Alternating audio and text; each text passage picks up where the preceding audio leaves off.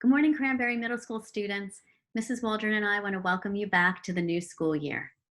We know that it has been a confusing time, and we recognize that this is not the way that we all wanted to start the school year. But we don't have to be within the walls of the school to be together. While many things have changed, there are some things that will always remain the same. You are loved, you are safe, and you are seen.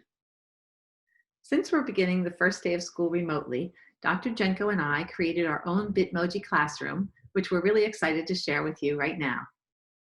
Our goal today is to share with you some important information that will help you get started for this school year.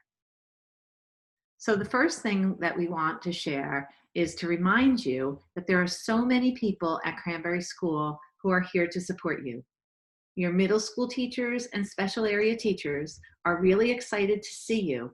They've been working really hard and thinking creatively about how to make their virtual classroom the best it can be for you. So let's just remember that we all need each other, and we will continue to work together to make this school year as great as it can be. Last year, I talked to you about the importance of creating a dedicated home learning space. If it worked for you last year, keep it. If it didn't, make adjustments. This is the perfect time to do that. So just remember a few key things. Find a quiet place with no distractions. Make sure it's comfortable because you will be working there for longer periods of time. Make sure your supplies and books are available.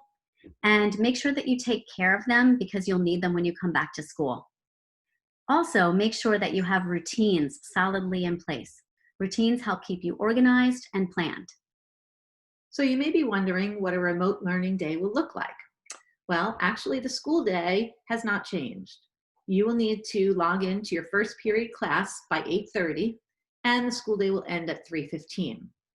The schedule, however, has changed, so we'd like to take a look at that together with you right now.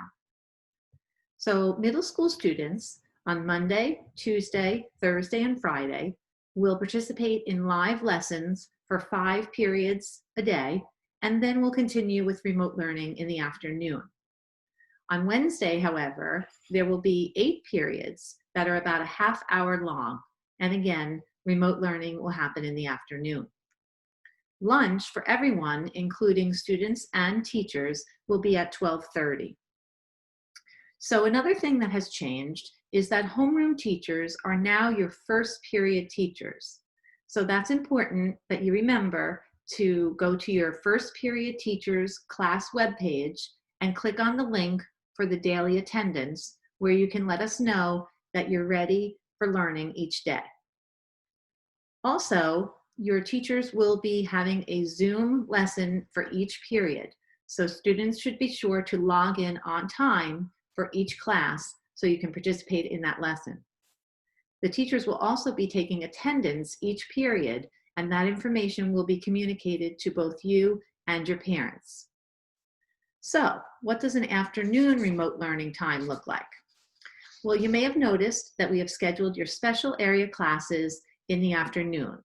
So that would include things like art, industrial arts, IA, phys ed, health, and research tech. In addition, there will be small group meetings that your teachers arrange for the afternoon. They will also give you independent and group assignments to complete in the afternoon. On Wednesdays, we've set aside time for clubs, so that would include Student Council, Peak, and Kindness Club. Finally, your music and choir lessons will take place mostly on Wednesdays or in the afternoon, and that's in place of the larger group choir or band rehearsals. This week, everyone picked up their district Chromebook. So one important reminder is to make sure you charge your Chromebook every night so you're ready to go in the morning. Always log into the Chromebook using your district credentials. Your teachers have invited you to Google Classrooms for each of the classes. Be sure to accept those invites so you're ready to go for each class. At Cranbury School, we have 3 R's that are really important to each of us, and they are be respectful, responsible, and ready. With that in mind, we work together with your teachers to create some remote learning norms that align with our 3 Rs. So we'd like to talk about those with you right now. So the first one is what I just shared earlier. Find that quiet place free of distractions. Secondly, be sure to come ready for each class, ready to participate. And that would include things like participating in the chat during your Zoom lessons. And also, as I mentioned, be sure to show up on time for each of your Zoom meetings. Next, we really ask during remote learning that we keep our camera on during the Zooms. That's important so that we can see each other, even though we're not together. If there's some kind of extenuating circumstance why your camera needs to be off, we ask that you reach out to your teacher ahead of time to explain to them why you're having an issue for that period of time. Make sure that you are focused and on task so you don't miss important information. Again, since we're not together, it's really helpful to address each other by name. That helps us to stay connected.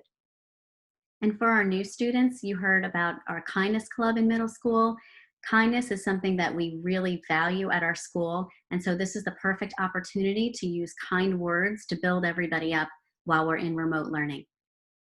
And again, to be respectful and protect each other's privacy, we will not be recording the Zoom meetings. So, as we all know, sometimes there are issues with technology.